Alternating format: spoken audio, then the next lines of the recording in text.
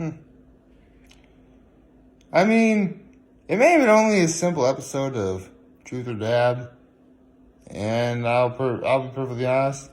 I still really don't have much of an idea of who Lana Condon and Noah Canisteo, Centineo are, but man, after the week I've had and all that, it is just so refreshing to see anything Hot Ones related. It really is. In the end, it looks like the good people over at First Sweet Feast had a wonderful new year. They got their batteries metaphorically recharged. And, everything is hunky-dory. So, yeah. Oh. Whew. Man, I hate when I go to bed early. I always wind up yawning. I don't know why. But, happy Friday, everybody. Although, speaking of wings, I do have to say right now, today's a Friday before Lent. So, a Friday before Lent. Not the Friday before Lent is going to be February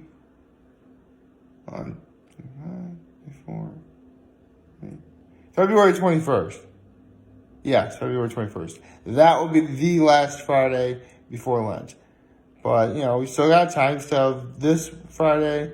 So, including today, you have 4 Fridays. It means you have 4 chances to get any sort of meat fix in you want, before Lent begins.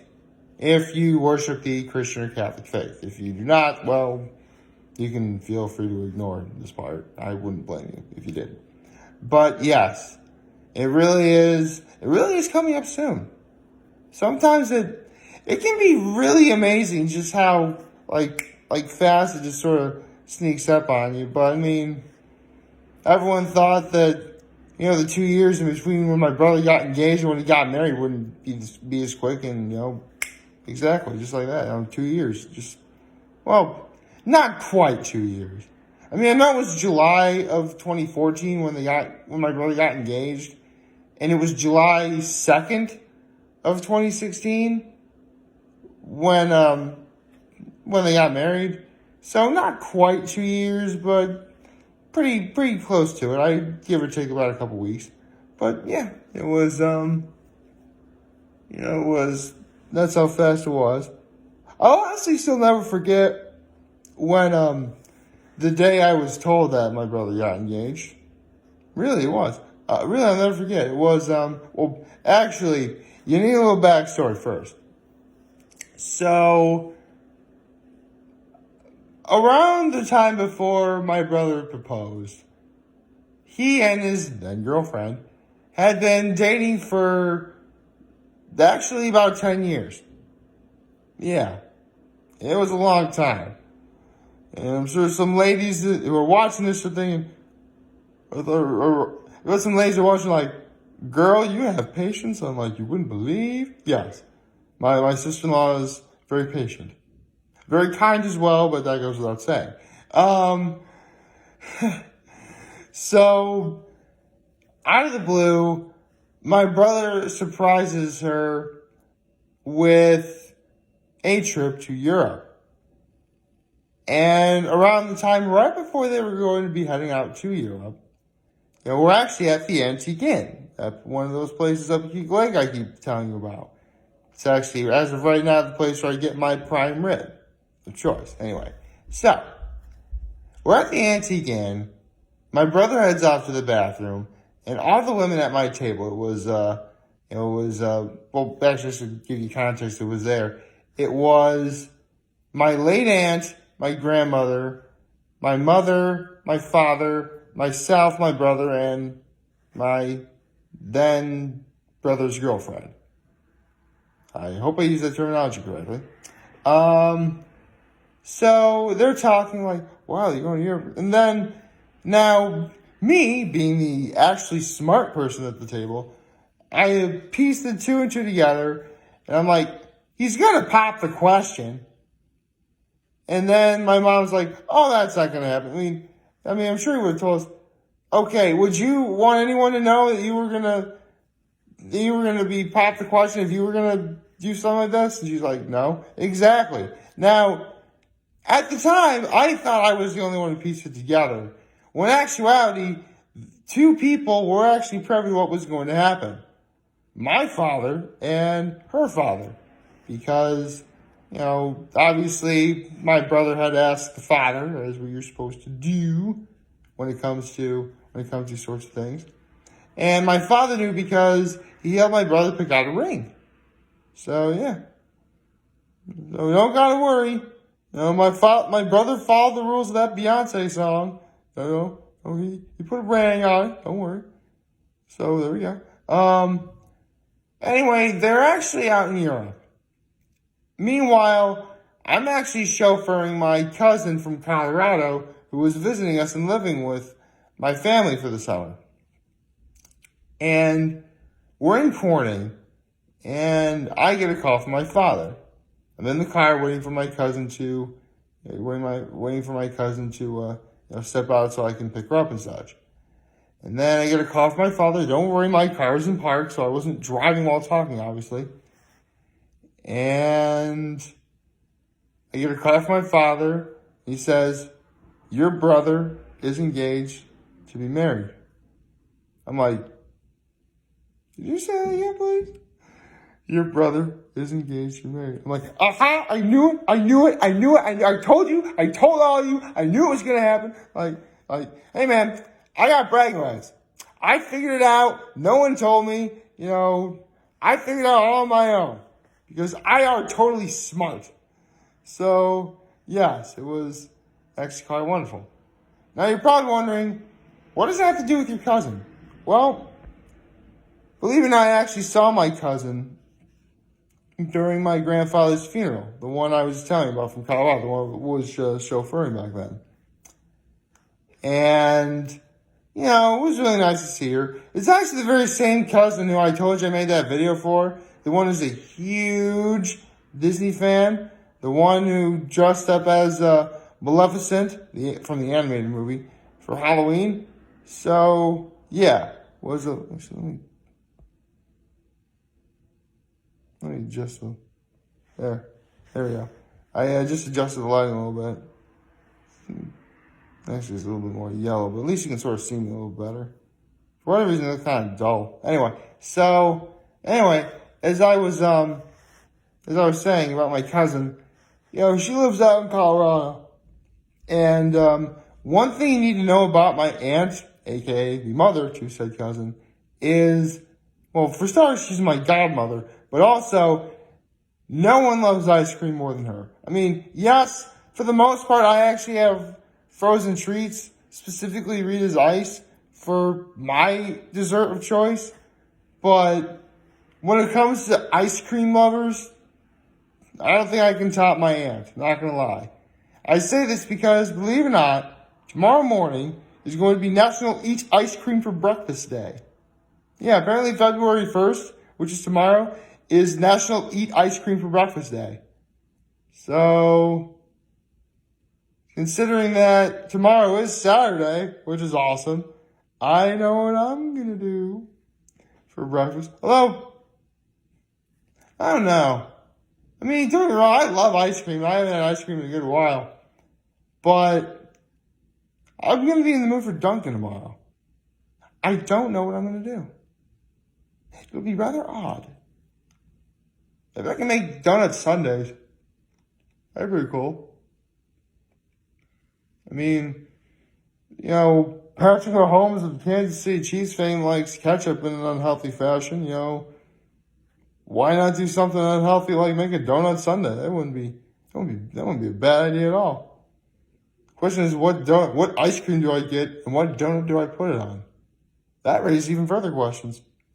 Because there's so many. Seriously, of all the Dunkin' Donuts I've ever been, the one that I go to in Elmira rocks. Because, they have, these, lemon sort of, curd-filled donuts or whatever, topped with vanilla frosting. Oh, those are the best. Seriously, a good fill, like, there really isn't a bad donut over at that Dunkin' Donuts to me. I love them all. The Bavarian cream filled, vanilla cream filled, Boston cream filled. By the way, there's not a theme because the blueberry donuts are good, maple frosted donut, strawberry frosted donut, chocolate cake donut that's been glazed. I love them all. I mean, vanilla frosted. I mean, for the longest time, back when I was in Horseheads, the vanilla frosted donut was my go-to. I mean, it made sense at the time, you know. 2 vanilla frosted donuts and, you know, an iced coffee. I was good to go. And you're probably wondering, why'd you stop doing that then? Well, and I actually have said the story before. One of my goals before I graduated from Horseheads was to be able to run a sub 6-minute mile. And the only opportunities you ever really had to run a mile were in gym class. And this one day during gym class because I had gym in the morning, I didn't know when I was going to be, you never know when you're going to run the marathon, the mile when it's warm out. You just they just start doing it. Just do it, right? So I had my usual coffee and donuts for breakfast, and then we had to run the mile. I'm like, oh no. Surprisingly, nothing bad happened. In fact, for my first attempt at trying to run a sub 6-minute mile with no music and the fact that I had 2 donuts and an iced coffee, I actually did pretty darn good. 6 minutes and 6 seconds. Not bad, really. In fact, even though it's not like the peak athletic level of fitness at the time, 6 minutes and 6 seconds for running a mile, it's not bad. Not by any stretch of the imagination. But again, I had no music and I'd eaten coffee and donuts.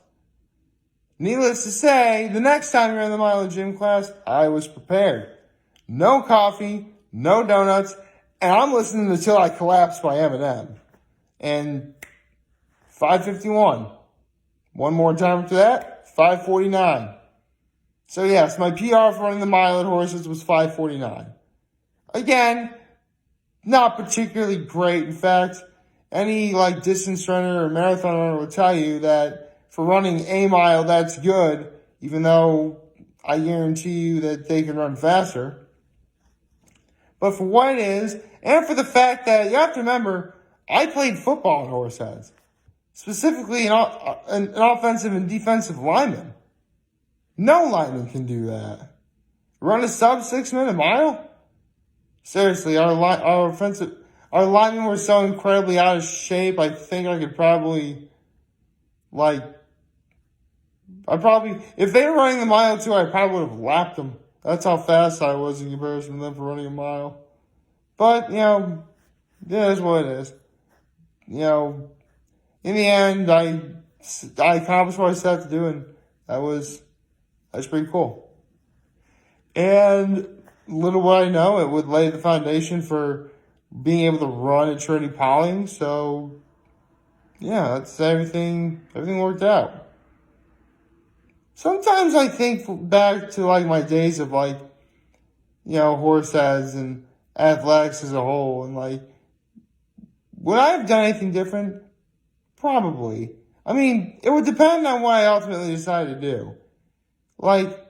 Obviously, if I ran cross country, I would have stuck to that. I still probably would have wrestled and done track in the spring, but if I had done cross country, I'm sure overall athletically I probably would have been better. However, if I did stick to playing football, because I will admit, one of my biggest flaws was, I really wasn't very fast. But Nick, you just said you ran a sub 6-minute mile. Yes, I was able to run a sub 6-minute mile after I was done with football forever, presumably, in the spring. Outside of that, while I probably would have come close to running a sub 6-minute mile during football season, I was slower than molasses going down a hill. Yes, I know the phrase is slower than molasses in January, but I swear that's what I thought the saying was at the time. My point is that, combined with the fact that it never once occurred to me that I could actually anticipate the snap of the ball did it really not bode well for me in terms of success as a lineman. So, yeah. If I could do things differently, I definitely would have pushed myself in terms of cardio a little more, stayed in shape longer. And I also would have learned how to anticipate the snap of the ball. That's what I would have done. But, you live and you learn. Personally, looking back on it, I'd rather watch football anyway. I do have a big game to make a pick on this weekend now, don't I? Like, favorite, share, hit the subscribe button. Follow me on social media platforms on YouTube. I'm very humble in this video for all of you guys who watch and enjoy for today. And hopefully you all have a wonderful, wonderful Friday. Be sure you get meat fixing if you're a Catholic or Christian. Remember that. Not going to have an opportunity to do it later if you don't. And remember, if there's a talking channel, who's going to be here, London here. I'll always have your back. Take care and make good choices. Oh, by the way, I hope you enjoyed my arc thoughts last night.